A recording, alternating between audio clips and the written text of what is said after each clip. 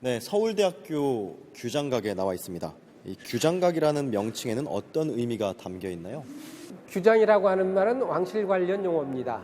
임금님의 글씨, 임금님의 문집 또는 임금님이 쓰는 어보 이런 것들을 규장이라고 하는데, 규장각이라고 하면은 그런 임금님의 친필, 문장, 책들을 보관하기 위해서 지은 집을 규장각이라고 합니다. 즉 규장각은 왕실 도서관이라고 할 수 있을 것 같은데요. 현재 서울대학교 캠퍼스 내에 위치하고 있습니다. 어떤 이유에서인가요? 원래 정조 임금이 1776년 3월 10일에 즉위한 바로 그 이튿날 서명응에게 규장각을 설치하라고 명합니다.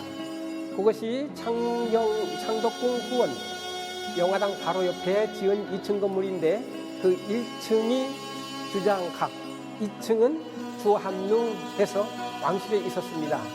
그런데 그것이 일제강점기에 왕실에 있는 것을 이 왕직으로 옮겨버린 다음에 2011년도에는 1911년도에는 조선 총독부로 이관해 버렸습니다.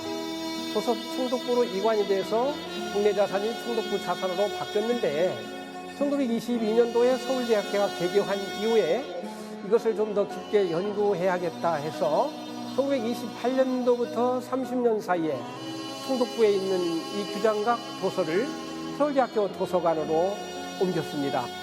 자, 장소를 이동해서 규장각 지하 1층 전시실로 왔습니다. 현재 인간 정조, 군주 정조 전시가 열리고 있는데요. 규장각에 얽힌 역사적 이야기들, 어떤 것들이 있는지 궁금합니다. 숙종이 규장각이라고 하는 건물을 새로 짓습니다. 종부시라고 하는 왕실 종친 관련 그 사무소에 이 규장각을 새로 설치를 했는데, 1694년에 세웠던 이 규장각이 마침 또 영조 40년에 불타서 없어져 버립니다. 그런 우여곡절을 겪었는데 정조가 이를 다시 살려야겠다. 기록의 왕, 군사의 왕, 무사로서의 왕, 그런 대단한 명칭을 가진 이 정조가 이 왕실의 기록 문화를 남겨야겠다 해서 규장각을 새로 설치했습니다. 그래서 이 규장각은 삼국시대부터 쭉 단계적인 발전을 거치면서 이렇게 정조에서 화려하게 꽃을 피웠는데, 정조가 1800년대에 갑자기 돌아가셨습니다. 돌아가신 이후에는 다시 또 반대파에 의해서 혁파되어서 큰 빛을 보지 못했죠. 그래서 정조는 자기 아버지가 억울하게 돌아가신 그 원혼을 풀기 위해서 10일 동안 꾸준히 힘을 기르고 닦았습니다. 반대파를 한꺼번에 제거하려면 반대가 심할 것 같아서. 그래서 이 규장각에서 특히 그 젊은 문신들을 중심으로 초계 문신이라고 하는 특별 양성기관을 만듭니다. 과거에 급제한 37세 이하의 우수한 인재를 3년 동안 이 규장각에서 특별 교육을 시킵니다. 당신이 직접 시제를 해서 문답도 하고 하면서, 이게 3년 동안 길러서 40세가 되면은 현장에 내보내서 정조의 개혁 의지를 현실 정치에 적용하려고 하는 개혁 의지를 다진 것이 규장각입니다. 자, 규장각을 방문했을 때 볼 수 있는 것들 무엇이 있을까요? 이곳에는 국보급 유물이 10여 점이 있고 보물급 유물만 해도 56점인가 상당히 많은 문화재가 이곳에 소장되어 있습니다. 별로 중요한 것은 정조의 인간적인 면모를 볼 수 있는 문화재가 많이 들어있습니다. 기록물이라든가 자료들이.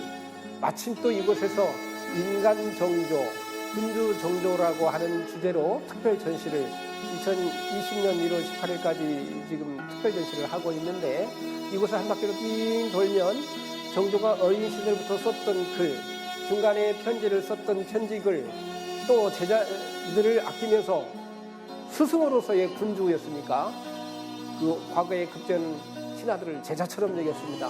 그들과 나눴던 문집들, 초계 문신들과 지냈던 그런 기록들이 전부 다 빙 둘러서 남아 있습니다. 그래서 이곳에는 조선 왕조가 어떤 곳이었는지, 세계 기록문화유산으로 등재된 자료들도 생각하면서 상당한 조선 왕조의 주체적인 기록을 남긴 문화재가 이곳에 있구나라는 걸 생각하면서 이곳을 찾아오면은 그냥 건물로서의 그 규장각이 아니라 그 내면 의식을 읽을 수 있는 관람이 될 것입니다.